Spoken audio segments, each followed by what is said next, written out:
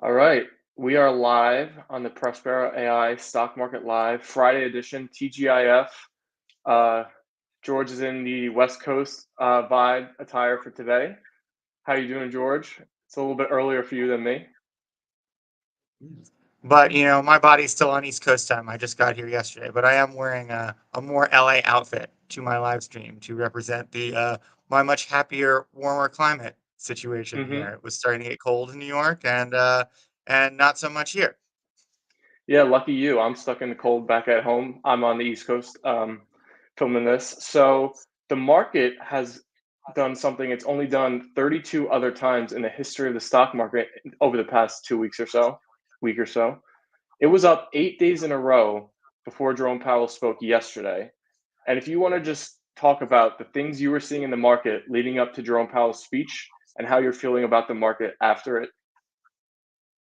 Yeah, I mean, I think a lot of like the kinds of things that we say on the show here, or I guess at a show, a stream, were very well validated in what we saw. Like, not only do we kind of have a constant, have we been talking about like the range bound nature of the market, where it's like, of course, it was up 8 days in a row, and Powell had to say something to temper it a little bit because that's pretty much what we've been saying is that he's going to take whatever room that he's given by the market because his primary job is to get inflation under control. And he's very, very clear about that. So it is not a surprise at all that the market had a 5 day, or sorry, an 8 day rally, and then he came out and said some pretty hawkish things. Um, Now, in terms of the 8 day rally, I think we saw kind of a very tepid reaction to earnings, and I think we saw a lot of it as it was started, especially if you look at like Google and Meta's earnings. And I think that was a lot of just like, you know, macro bear concerns. We saw a lot of uncertainty, I would say, for I would say especially month leading into kind of this 8 day rally, where it was definitely more bearish than bullish, but no side seemed to be very good at winning the day before this bull rally came. But yeah, I think a lot of what we saw was basically just some over concern by the market. Obviously, we saw 3 down months in a row, so eventually there was going to be at least a correction. Now, the good question is this just a correction, or um, are we actually going to see a more extended bull rally again? And I think the answer to that is, at least in my mind, the numbers that I'm seeing, especially the option sentiment numbers starting to retreat, this definitely does look like more of a correction, but also just kind of in line with what we've been expecting, which is just like if Powell's primary job is to get inflation, under control down to like the 2% target that he keeps on talking about, but he's now extended the timeline in which he thinks that's realistic. Um, I think we are just going to be range bound on this high end, and he's going to continue to use whatever room. And if he sees a bull rally, he's going to, make sure that doesn't get too high because, we have to remember, and something that I talk about often, is that this inflationary cycle was over 50% due to corporate profits.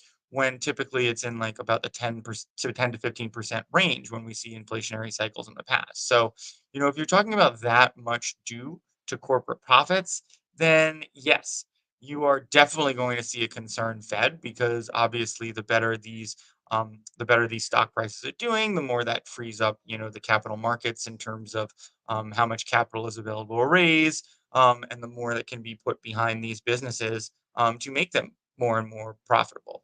Um, and, obviously one of the other things that we've seen that is, building into these profits that we talked about is the fact that, in since inflation is still around, a lot of companies have used that as actually opportunities to kind of price ahead of inflation or raise prices more than inflation and then kind of just like blame macro factors because they have that cover. So that is definitely playing into the corporate profits issue.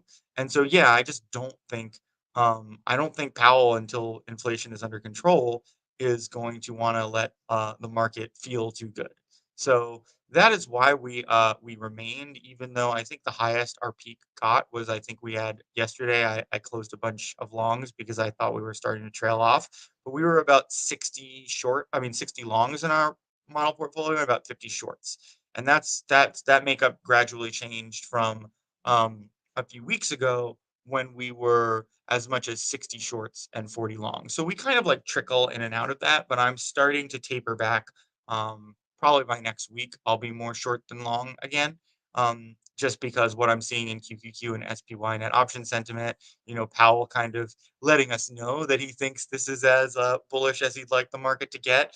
So, it's one of those things that if it doesn't take well enough this time, he might have to say something more severe if the market keeps rallying. So that inherently makes me nervous.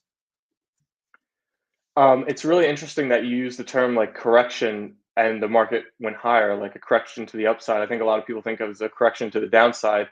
But also from that, you were talking about how Powell is talking down the market, but do we think he could actually raise rates one more time?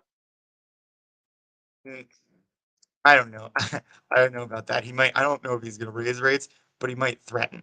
That's kind of like that. That is what I'm. Well, that's what I'm expecting. And well, I mean, I think more of it now. The bigger question is when the cuts come, and I think he he would much sooner, I think, walk back the cut starting than start to threaten a hike. But yes, I do think he might like lightly hint that they're considering not being done with hikes if this bull rally continues, definitely. But I think what we're going to start to hear more if we just don't get, as much of say like the job loss that he'd prefer. Um, I think that I think that we will definitely get him talking back cuts versus like when I say talking back, I mean implying that they might not come as soon as the market is currently betting. And currently, the market is betting that the Fed is going to be cutting the whole second half of 2024, right? It's Yeah, I'll check at the current numbers because it has been actually moving around a lot recently, and it never hurts. And maybe I'll share my screen. I know this doesn't make for the best shorts, but I can just tell people like what I'm looking at when I see that. You can see my screen, right? I always look at this table, which is CME Fed Watch, and then you go to probabilities and you look at this. And actually, hike is actually these were pretty minuscule before Powell said something. So yeah, like these were I think the highest I saw in the next few cycles were about 8%. And actually, what's interesting about this is it's extending the hike percentage before this, like, I'd have to go back and look at the numbers. Before this May number was pretty minuscule, but the fact that it's being extended out, yeah, he definitely sufficiently scared the market. But yeah, you're seeing pretty decisively that they're expecting by June, per your point, that it's gonna keep declining, but, like, yeah, I'd say just anytime you see the market moving in a direction that you might not understand, this is the first place you should go and you should start getting a feel like I've just like committed to memory where about these numbers are. And this is like one of the most important things you can do if you have if you are trading a portfolio actively. Like I also look at the yields, but a lot of the times like the 10-year bond yield, the 1 year, but a lot of the times those yields are going to be derivative of this table anyway, and it's better to know like you go straight to the horse's mouth here and see the probabilities because a lot of the times the yields are going to be it's easier, I would say, easier to understand this table than the yields, and the yields are going to be like I would say interconnected with these bets, but I would say it's easier to understand the yields from the changes in this table than understand what might be going on in this table, what you see in the bond yields. Yeah, that was one thing that coincided with the 8-day rally where bond yields, I think the 10-year went from like 5% to 4.5%, like during that stretch, which is a pretty crazy move Yes. for bonds and their typical like volatility, right?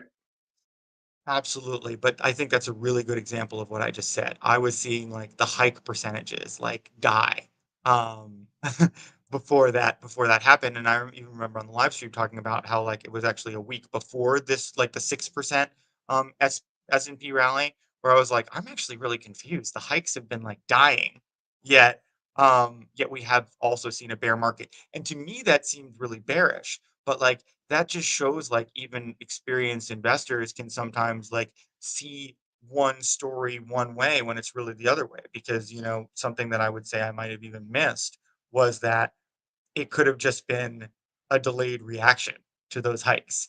And then all of a sudden everybody turned around and was like, oh, well, actually the percentage, the market's like pretty much agreeing that the hike percentage is gonna go down, yet it's not moved, yet it's moved bearish. And I think all of a sudden when you started to see that like the bull move, everybody was like kind of looking around at each other and saying, oh, I guess we finally decided to like price this into the market. And it got like very aggressive. But I think that like that I think a lot of retail investors frequently don't understand how much like institutions even look to each other and don't necessarily want to go out on a limb. Like for every story you hear about like Michael Burry like shorting the market when no one else was there, there's a million other stories of people being bearish on the market and not doing anything because everybody else is buying and they're just too scared. And this could be like BlackRock too. Like, you know, or especially someone like BlackRock that is very risk averse. It's just like I think a lot of people don't comprehend that when they think of like market manipulation or whatever. Like a lot of the times it's just a question of like institutions don't necessarily like to go on a limb. Like going up against a lot of other institutions is a good way to lose money. So a lot of the times you'll actually see them kind of like looking around at each other and like looking around at each other by the way through technical indicators or their machines are kind of like looking around at each other and seeing like it's kind of like you might look at it like a party and arriving to it, where it's just like you don't necessarily want to be the first one there, but your friends, you hear your friends start going, you hear those signals, and then all of a sudden you get your butt up on the couch. And I think the markets can be a lot that way with institutions, where all of a sudden, like a critical mass, all of a sudden you hear, like, yeah, BlackRock. BlackRock and Citadel, like they've started to become bullish, or they're like, or their, kind of institutional trade signatures have started to go the other way. um, you're gonna get off that couch and go to that party. Yeah, if you can't beat them, join them type of thing. They all working together. Yeah, I and wanted some to, of it is just automated, like we've talked about too. Some of it is not even like, you yeah. get off the couch yourself. It's more just like a robot is moving you to that party. Like just Mhm. getting up and being like, "Oh, it's time to go," and like you've entrusted it to make that decision for you. Um, so yeah, I think that that's pretty much what we saw last week. We basically saw like a lot of nervous people being like, "Oh, like are we like actually like," they started to bet down the hikes in the fixed income markets, and the equity people were just like, "Oh, like it doesn't look like we're believing this." And then all of a sudden, some people started to believe it, and then everyone started to believe it pretty aggressively. Mhm. So one story I wanted to bring up because we talked about it like a week or two ago, where Amazon had started delivering medications with drones in some specific areas, and they just announced the launch of a new $9 per month like service where they're going to give people primary healthcare services. And it seems like they're really diving into the healthcare industry, like you said before. So, do you want to talk about this new move for them, an announcement? We never get tired of being right on this live stream. No, I'm just kidding. Um, but yes, no, I mean that's something that like Amazon is just a very, very fascinating company. Like even like, we talk about it, like say whatever you want about some of their practices and like they don't treat their workers well and there's no way to mince words about that. I think that it's just like it's a problem for a lot of companies though, but it's not something you want to like just like hand wave away. At the same time, like from a case study from like everything that they do, like Amazon moves into new markets like more efficiently than I've ever seen any company. And they plan and they move well. And a lot of times, I actually had a friend that worked there that I think it was just like he was talking about how they were moving into like car audio and that was like his specific job and he was like just like his day was like it was like right out of business school. It was just like working with suppliers and I was thinking about it and just being like, wow, and my friend's a smart guy, and just like having someone like that that's like just focused on car audio. Like, I would never think that that would be like a job that would be exciting, but like you're moving into with Amazon, and it is exciting because you have a lot of power to like, seek out new products and build a business and create something there. And I think they just have a really good like that was part of their broader process of how they move into new markets, understand products, deliver good things for their customers. Um, as part of that is actually like vetting the products and the vendors and things like that. Um, so it's just like you think about how a company gets that massive and maintains the quality that they have. A lot of that kind of ground level work is behind it. But they've been planning this medical thing for a long time. They've obviously started to get a lot more into prescriptions. Um, but Yeah, I think something like that is like it's everything that you expect from Amazon, where you're just like, "Oh, wow, like the medical industry can be so complicated." And sometimes you're just like, even if you want a telehealth visit, sometimes, there's red tape or things. Like some medical providers are better than others, but it's something that's just like they're coming in at a really realistic price point of $9 and like I don't even really know if how or would they make money. There might be like government subsidies involved in that or something. I'd have to dig a little more, but that's how they move into things. They do it in a very customer friendly way at a price that's really easy to start adoption. And like that's the thing. Like any good capitalist enterprise, we have no idea how long they're planning to run that at a loss. Like the real cost of that to them might be like $20 or $30. But at the same time, if you think of like the customer acquisition cost for a lot of things, like we talk about all the time, like Prospero's customer acquisition cost is below $1, and Robinhood pays like $114 a user. And some of these companies are just very, very used to high customer acquisition costs. Um, and what I'd actually understand the business model to be um, would actually be something more like um, would actually be something more like uh, maybe they have a lot of add-ons where they plan to make money in this $9 kind of base where they add in these like other medical services or whatever. When they get you in their pipeline and start referring you to doctors in their pipeline, this $9 is just like the entry point to like get you in their kind of like CRM. I could basically see that it's possible they could be even losing more money, than that $9.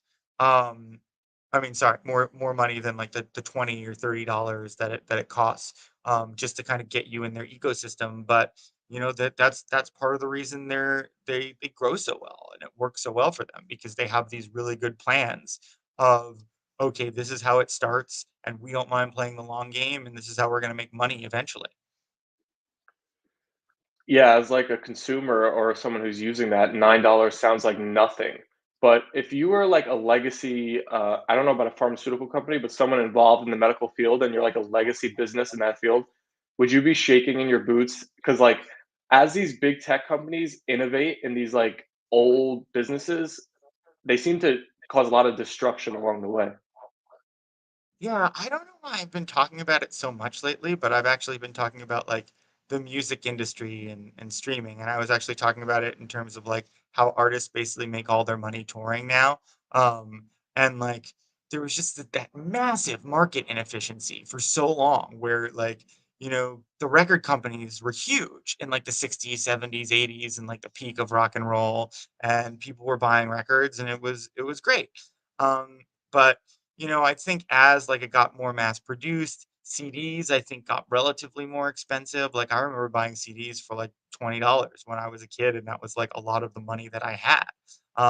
But then obviously when free music came along, like that huge market inefficiency was corrected, and it took so long. It wasn't until like Spotify like came along that people kind of like stopped stealing music or like YouTube. I think a lot of people watch music on YouTube, but like it was literally that long before like the market inefficiency was corrected. And like I think people still like steal music, obviously, but it's just like it's one of those things that like sometimes you have to solve a market problem before you actually like get everyone paying, as most people finally are on Spotify. But it is kind of screwing the artists separately. But I see a big parallel in the medical industry where they're like clinging to their pile and like they're just like, well, they're so used to like everybody just like having to use their services. But the long and the short of it is like they should be afraid of Amazon, but they're probably too like fat and happy in their like, in their ivory towers or whatever, to really be properly afraid of that. Because it probably will, they probably have at least 10 more good years left before like anyone really cuts into their profits. But it's coming unless they reform, and it's that same kind of inefficiency where, like, people are paying way too much for what they get. I think everybody knows that, and you look at, like, the cost of our healthcare system compared with other countries, and it's just absolutely insane. If you look at things like drug prices, the cost of, like, the same surgeries, it is just, like, completely nonsensical, and, like and the care isn't necessarily better, and the outcomes aren't necessarily I think, like, our infant mortality rate is, like, higher than, like, a lot of other developed countries, which is just like absolutely insane because that's like the base level of care that you would expect from like a developed country being able to just like keep babies delivered healthy. Um, And that's just like one of the many like problems where it's just like, okay, we're paying more than anyone else, but we have like very basic levels of failure. Like that is even like a more glaring like inefficiency than like people stealing music because the cost is like children. Yet we Yeah. haven't fixed it. The cost isn't like some record companies losing money. Like the cost is like children dying that maybe shouldn't be dying. Um, So it'll be looks like you want to interesting to jump in. s yeah, so it'll be interesting to see if as, like, Amazon and maybe other tech companies get into the medical, industry, if those, like, statistics around the healthcare that Americans receive, like, improve with their new services. Yeah, I mean, I would. I mean, I love to tell this story, but yes, one of the things as we were building Prospero that I read that I was just like, okay, that's kind of thinking I want to do is like Jeff Bezos in all of his early Amazon meetings used to have like a fake customer or like a real customer that was like in an empty chair sitting at the table and just being like sometimes he would just be like, well, you have to talk to the customer to like literal early Amazon executives and talk to the empty chair and just be like, do you think this is what they want? Um, and I think that is, like, pretty like, you can say what you want about Amazon, but in terms of, like, the actual experience for the customer, it's one of the best companies ever, and that is just, like, rooted in their DNA. And I mean, I think that's the other side of the coin of, like, the worker is not getting the best treatment. It's just, like it's just in, like, uh, a ridiculous pursuit of the best possible, like, end result for the customer, like, lowest prices, max service. So I do think that most like most healthcare companies are set up in like the complete opposite. Like you're stuck with us, you get what you get. Like so yeah, just if you kind of compare those like typical approaches to business, like I think of course you're going to eventually get um Amazon eating the lunch of all of these healthcare companies as they've like eaten the lunch of so many other companies. And here's another company that's getting its lunch eaten. So AMC just announced that they're gonna have a share offering of up to $350 million, and the market cap is only $1.7 billion currently. So that's a massive dilution for all investors of AMC. And this is our last story, I promise, where we're like catching up on stories that we've said and that we're kind of on the right side of. But George, if you want to talk about that. Well, we can't control the news, Stephen, and if we're right, we're right. These things are all coming through. And maybe like that it is a pretty funny about my travel schedule and like not being able to do Wednesday because like a lot of like all of these came through yesterday. So yeah, it's pretty they might have had to wait till Monday, but all these are kind of like glaring where they might have gotten bumped for other stories, but all these are kind of like glaring us in the face today.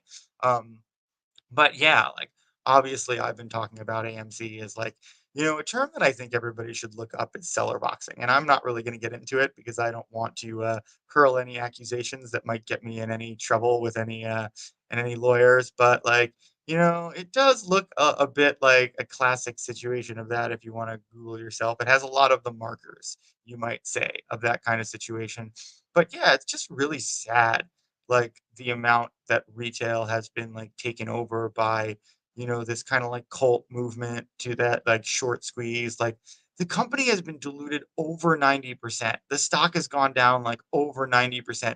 The idea that this is still in good shape, that as a lot of people are arguing online, is absolutely insane. Like, yeah, exactly what you're talking about, like a fifth of the market cap getting diluted after the company has been diluted 90%.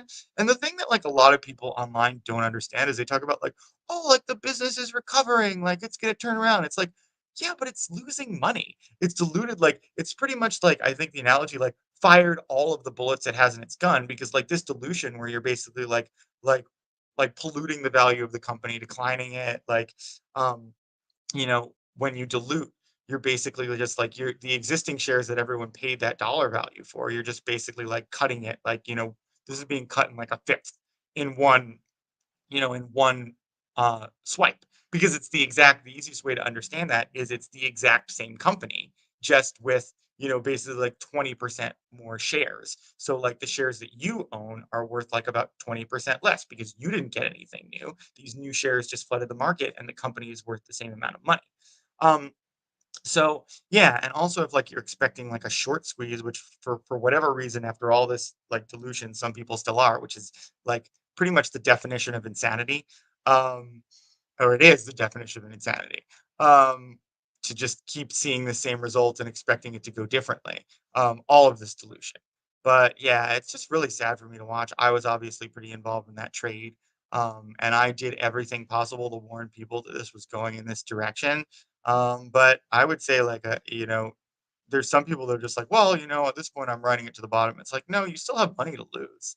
Like, and there's no indication, like, the company's not profitable. They've diluted all of this. They still have a massive amount of debt. They don't really have much dilution more they can do. Like, they keep devaluing the company so much. And it's just like, the other thing about dilution is the more shares you put out there, the harder it is to make a higher earnings per share. Like, the math on that is really easy. The more shares, if your earnings are fixed, which they are, AMC is not really a growing company. Like, it has some recovery, but it's not doing that well in growth. So you're basically like eating away at the total earnings for lower earning relative earnings per share, even if you do recover. And there's just no real path to them being profitable. They're all of this dilution, just so people know, traditionally, like, good dilution, and a lot of the companies debt finance, so you don't necessarily see that as much. But good dilution is, when you're raising money for like R&D projects to build new tech, something like an international expansion, something that like an R&D can be something that like either like really makes you more efficient, automates more things and gets you better margins. Or, the other thing is you're trying to grow top line revenue by expanding your business, new product offerings, things like that. Higher margin product offerings, kind of a combination of what they're doing. But AMC is not improving their business. They're just diluting this to basically pay their debt, which they're barely doing at this point. Like, it's like covering interest. They're not really like paying a lot of their like principal at this point because the business isn't profitable. And it's just really sad to watch all of these people just basically brainwashed to be excited about this company when there's really nothing to be excited about. Yeah, it's a sad situation with AMC, and maybe the reason, as an entertainment company, they're doing so poorly is because you have these new age entertainment things coming out, like the Las Vegas Sphere, which is actually a public company, which surprised me when I saw that. But it's part of like James Dolan and MSG's whole network. But they just came out with some earnings, and they lost $100 million in the most recent quarter. But do you think that's just a part of the master plan that they're building the Sphere to be something cool? And would you even think about investing in it? I mean, first of all, like, James Dolan as the owner of the Knicks, I got a lot of problems with, especially what a baby he can be when he's like kicking people out of the stadium and getting in fights with his fans. You'd think as a billionaire that he wouldn't be like so petty and he'd just be like, I own this team, whatever. I don't need to get into fights with you. But that's just really funny. But on the other hand, the one like really nice thing, oh, and I have to tell this other James Dolan story for those that don't know it. Like, the Jets and Giants were going to build a big stadium downtown, or sorry, in Midtown, and they had this plan. It was going to be beautiful, and I was super excited about it because schlepping to the Meadowlands is a terrible. I've done it many times. I'm a Giants fan. It's a terrible, terrible thing. Um, Especially after the game. I've never felt more like a sheep being herded than when I'm like leaving to get on the train out of the Meadowlands. It's horrible, especially after a loss, which there's been a lot of. But anyway, they were going to build this cool new stadium, and Dolan just basically like heard about this and he bid higher on the land for the stadium than the Giants or Jets did. Now, the other question I want to know is like, why would you be outbid for that land? That would have been like, that would have been like James Dolan could muster up the money to basically sit on that land. So why the Giants and Jets didn't want to like pony up a little more money is another question that I think is probably like it answers itself. Um, but yeah, so all of those things that I don't really like about James Dolan, including like torpedoing a stadium that would make it more convenient for me to actually go to the games that I wanted to go to, and just like a cool concert venue too. But that was part of the problem. He didn't want to like take away from it, from his like MSG concert venue, which is the big part of the business. But what I will say about him is he doesn't really care about spending money. And I do like there's a lot of people that are just like that don't in their businesses put the proper money behind an idea, and they'll give up too soon and they'll get scared about losing money. James Dolan is not afraid to lose money. And I will like, a lot of bad teams, he would still like pay up, pay high salary. So like I do actually respect that about him because there's a lot of people that just go way too cheap. That's not him. Um, and that was the funny part about it, like, the CFO of that sphere recently got fired, and there was, like, some quotes on it or whatever, and, like, you never expect, like, where we started, you never expect James Dolan to not be a part of maybe creating a tough situation for that CFO, but James Dolan also came out and said, "No, we expected it to lose money."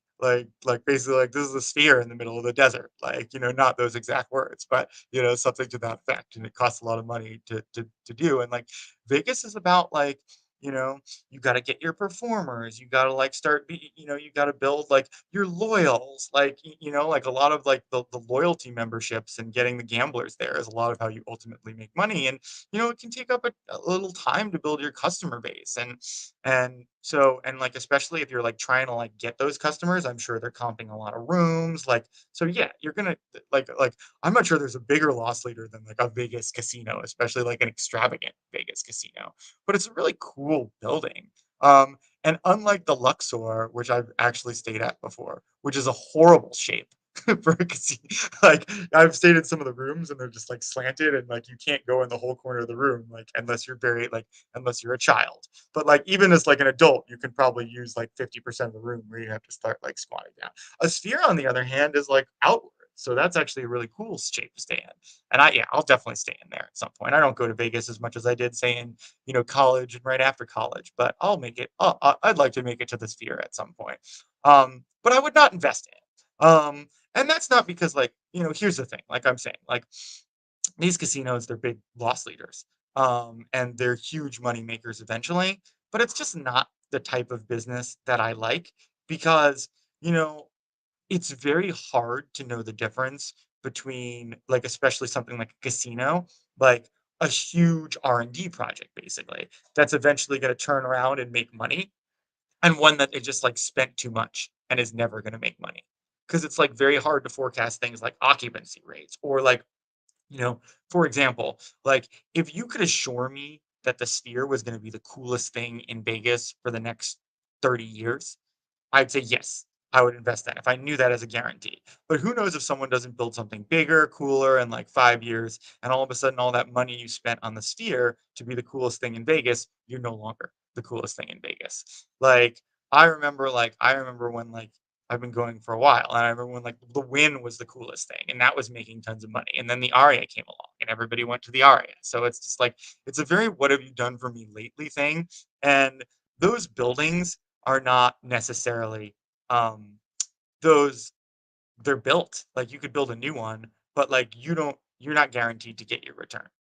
And I think that's the big thing and why I wouldn't invest because like yeah, we talk a lot about a lot of the businesses here, and as much as I'm just like sometimes like all the Nvidia loyals get like very offended when I'm like they have a huge market share and that's built into the price, which is just a very realistic thing to say. Um, it is. They have a lot of market share that's built into the price. These are facts. Um, it it is like forecasting market share, like forecasting like making like, it's this is where, to be clear, NVIDIA loyals, it's very different. Like, you have a good product, you're there already. That's the difference between like a casino and NVIDIA. But at the same time, like for me, anything where I'm forecasting like a big increase in market share, or even like separately, like NVIDIA, a retention of a massive market share, that makes me a lot more nervous than a company that is already just like doing very, very well at like a 20% market share as the market leader, by the way. But if they've been like fixed at 20% for a while or 30% or something in that range, and they're just like maintaining that, maybe even growing it a small amount, I far prefer that to someone that's like locked in above 80% or someone that might be at like 2% that needs to get to like 8% to be profitable because I have no idea if that'll happen. And that's like one of the hardest forecasting problems, just like generally, like forecasting an increase in market share because there's so many like personal tastes involved in that, and personal taste can change. But like if you're talking about a Vegas casino, when you're talking about everybody's trying to like one up you constantly, like that's probably the hardest place to forecast market share. Mhm. Yeah, so I'm with you as a longtime suffering Knicks and Giants fan, unfortunately. But So we're not going to invest in the sphere, but can we see a Prospero AI big sphere on the sphere one day? You think? Oh, like us like sponsoring something there? Yeah, take over the sphere. Yes. I'd love to do that. We're gonna have a lot of we're gonna have a lot of guerrilla marketing. Actually, one of my plans someday, a lot of interesting. I don't know if you call that guerrilla. I'd like to have a boat someday, you know. But my thoughts on like on wealthy people are that like a lot of their problem is not that they have like most people in America like want wealth and like and would like were in they in those shoes like want to spend a lot of money on their self if it's their own hard-earned money. But I think the problem that a lot of people have is like that they don't share it enough. So yeah, like someday what I want to do with Prospero is have a boat and invite people on the boat to learn about stocks, share the wealth a little bit of Prospero. Like, but like yeah, I want to do like a lot of things like that where I think that goes a lot more like you know something like putting your name up on a building, that's much more like self-aggrandizing, but like, yeah, a Prospero, like pure self-aggrandizing, but like, yeah, a Prospero boat where we're going out and like, enjoying a nice time and in nice weather and learning a bit more about investing. That's the kind of way I want to spend my time.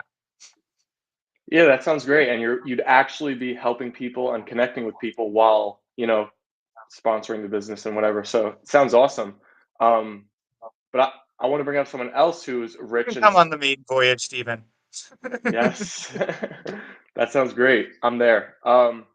Okay, so here's a cool story about Meta, which a lot of people probably know that they've been like totally banned from China for so like Facebook, WhatsApp, all of their service products and apps have been banned from China.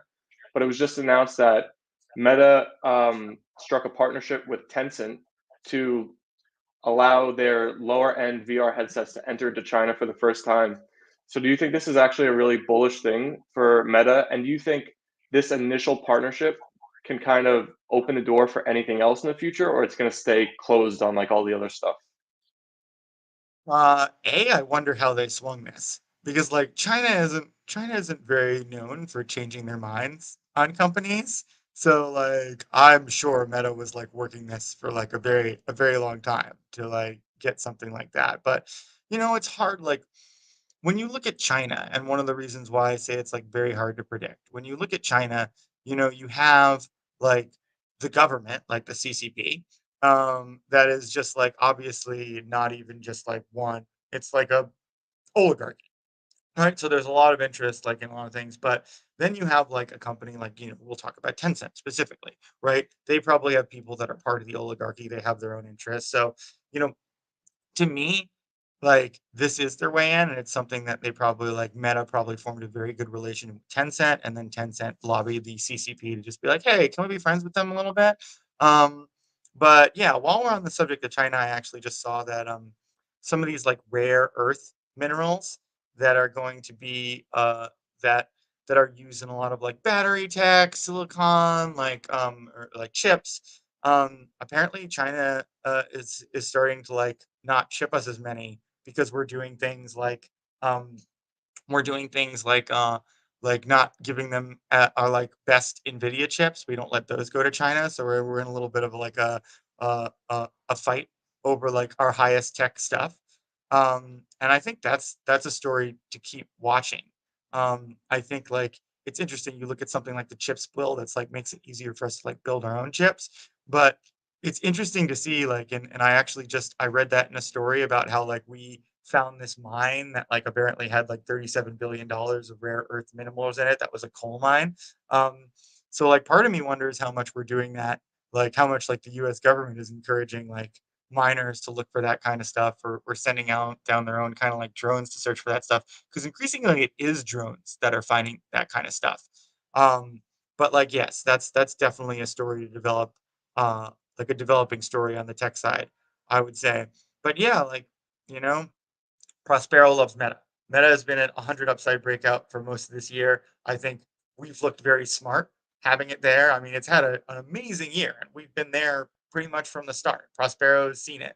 Um, like flatlining. If you ever go into our time series graphs, you'll pretty much see like a lot of other metrics, but Meta is just like flatlined at 100. And so, yeah, I think that, you know, they're on fire. They're being run like, ever since like the huge like rename and like foray into the metaverse snafu, which was a big snafu. Um, they've just been making a lot of really good decisions, building out a lot of good products. Like, how long have they been working on this? I mean, I'm surprised. I was surprised after this news that the stock isn't doing like a lot better. Oh, it's doing better now. It's up almost 2% today. Um, but yeah, they're just gotta hand it to Zuckerberg and team. They've been making a lot of good decisions and opening up a lot of new product lines and really like completely changed the perception around their company. Speaking of Zuckerberg, he actually tore his ACL about a week ago training for MMA. And do you think this could affect anything within Meta as the company? And also, do you think like CEOs of massive companies should be doing combat sports? I think people should be able to do whatever they want in their free time. I mean, I think there's a certain line where it's just like, I think some of those things are like binary events in terms of like, if you kill yourself in a motorcycle crash, you're pretty much an idiot. But like, do I want to say, uh, do I want to say that like CEOs shouldn't be allowed to ride motorcycles? No.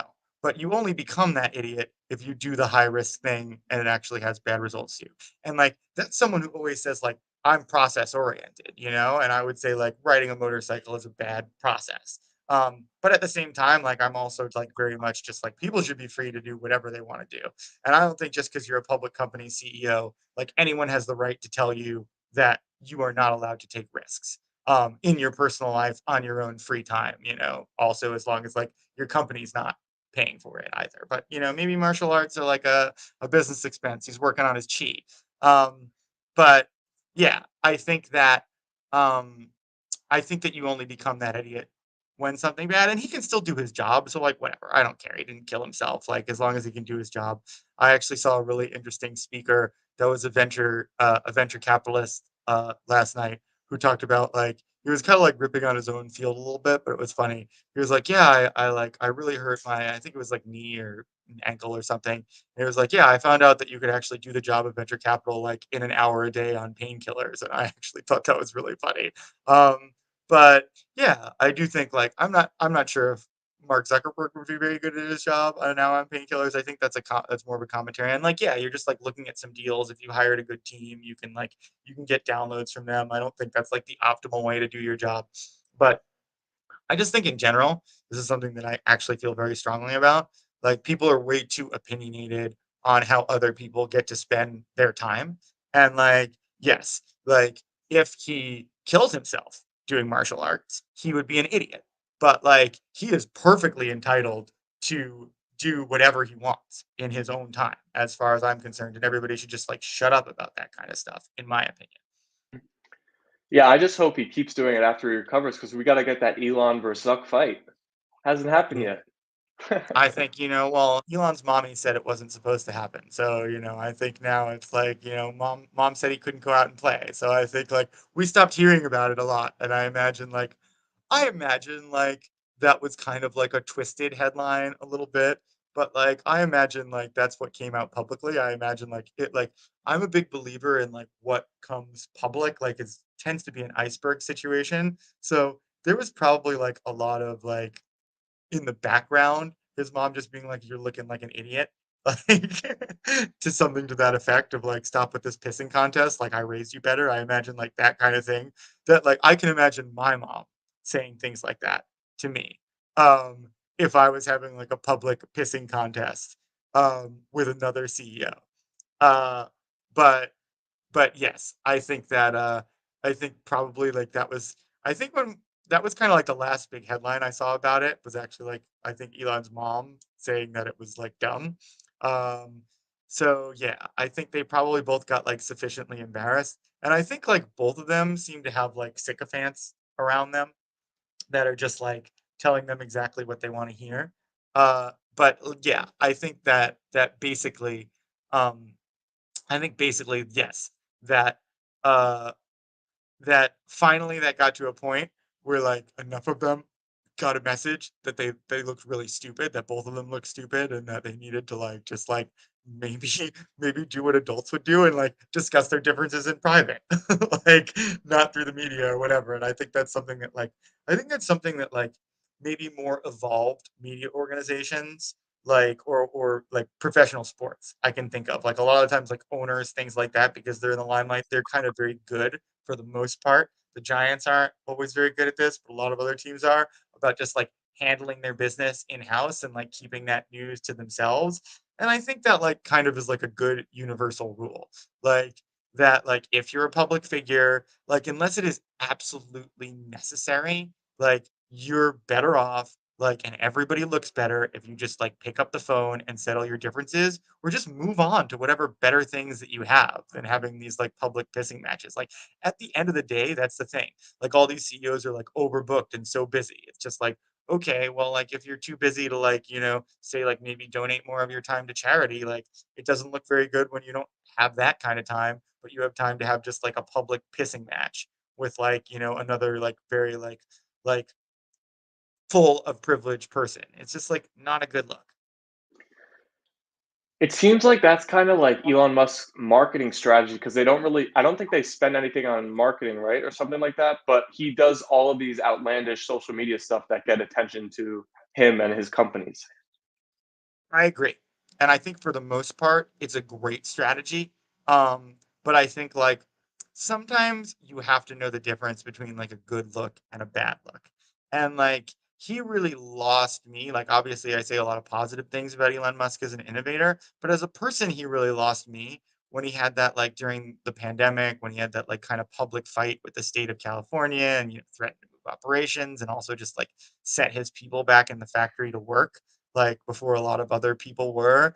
And like, not only that, just said some pretty insensitive things about it too, where it's just like sometimes it doesn't feel like he has enough of like, enough of the difference between like I'm running a business, which people are generally like pretty like understanding about. Like you're running a business, we live in a capitalist society, but sometimes he twists the knife a little too much.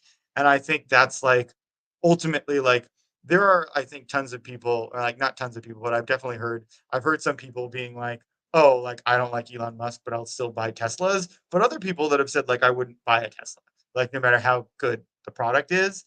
And who knows? We're talking about like we're mincing words here because we're talking about like one of the most valuable companies in the world and like a ridiculously fast growth rate. So, is he doing something wrong? Maybe, maybe not. But like for me, like I understand you can't really be liked or loved by everybody, but like I don't I don't think there's any amount of attention that I'd ever want to get that um that would that would make it okay for me to like make myself look like an insensitive, shitty person, which I have seen him look like fairly like not let's say not infrequently.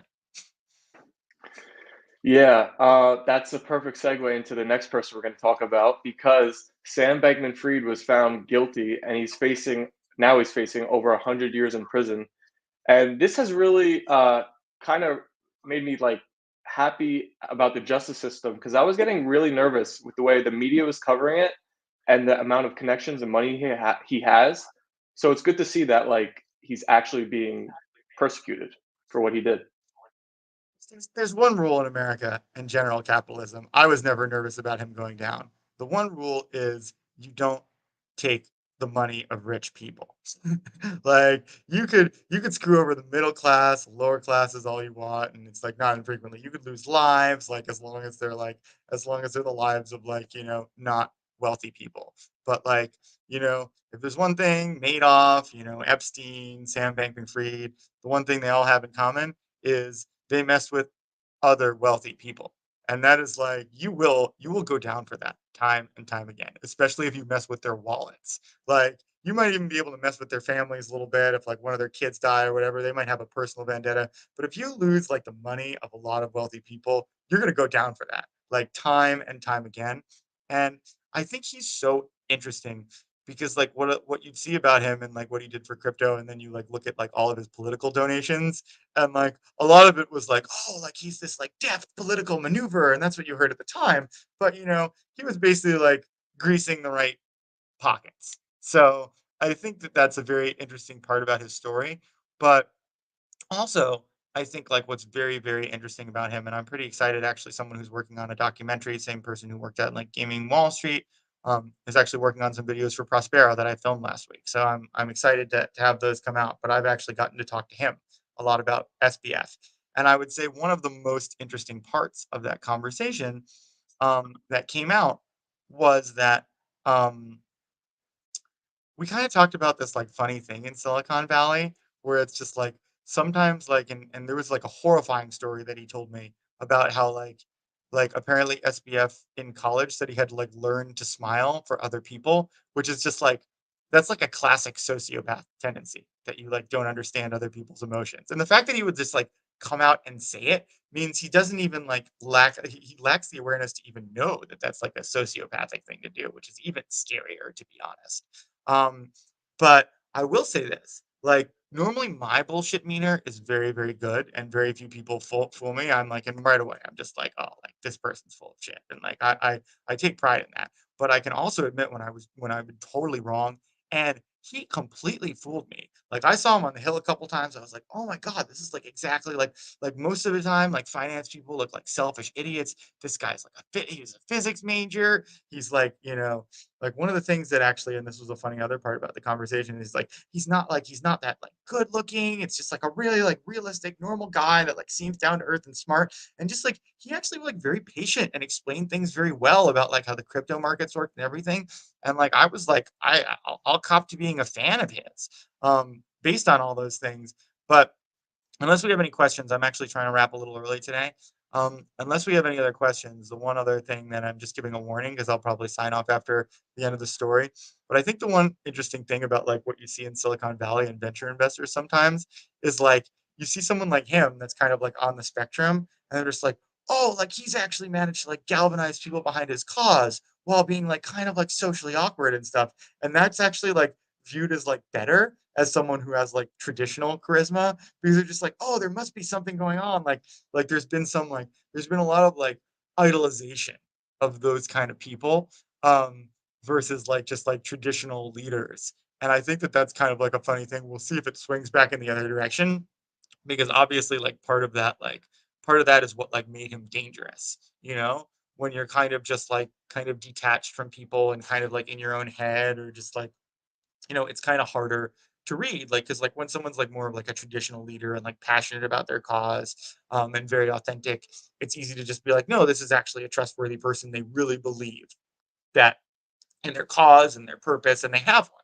you know he didn't really have one. Like he was a smart like that's one thing that in retrospect, if I'm looking at like what a yellow flag might be, when I'm like analyzing people like that in the future, I was like, no, he was like smart and explained things well, um, but he didn't really seem to have a good mission.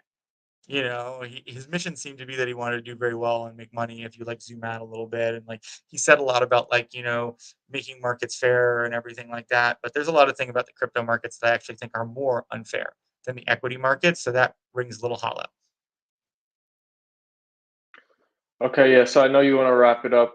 I don't see any questions. I just wanted to like say quickly, maybe we could say this like so Sam Bankman-Fried was buying so much support like illegally, but there are probably people doing it legally and it'll never be known, like uncovered and be a public story, right? But there's people spending billions of dollars like still today paying off politicians and media and all that. Do we know it was illegally? Well, I just mean like the way he was doing it was illegally, like by stealing the money. But there's people probably who just Oh, have the oh, money and are doing it. yes. Yes. Okay. Um, yeah, that is I'm with you on that. I didn't know that that's how you meant it, but like, yeah, I mean, it's one of those things like the legal and illegal, like those lines get blurred a lot of the time, so it's interesting. Um, but yes, I think I'm gonna go. All right, All right, guys, wrapping a up. little short today. We managed to get it in, and I'm proud about that. But it's a very busy week for me. Thanks Hmm. for everybody that came. And we're back to normal time Monday, hopefully. Yes, I will still All be in right. LA, Okay. but back to normal time. I'll be right here in this room that makes me look like I'm slanted, which I'm not. I promise you. I'm normally much less slanty than this, and I moved past that to have the stream. But I'm gonna go. Thanks, guys. All right. See you guys Monday. Bye, George.